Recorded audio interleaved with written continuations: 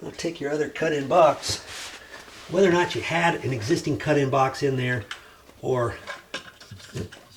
something else and you've already removed it and you're up to this point. Put in the longest wire first. So I'm not even going to cut that wire yet. I'm going to shove that one in there. Make sure my tabs are pushed up properly. Finagle my wire back in there. I've got to get my screwdriver. Let's see if I can't get that back in there.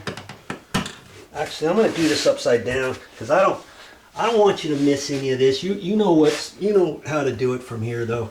But you know what? Every time you see it done again, you just learn.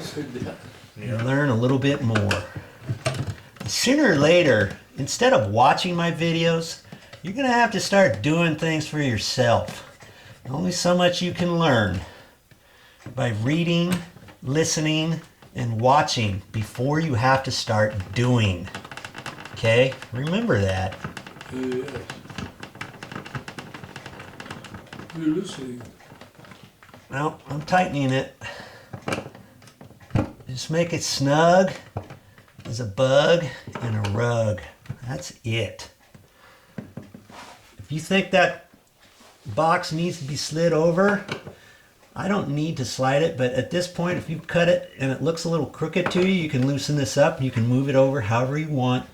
And then also, once you install your electrical duplex outlet, you can kind of adjust that too, okay?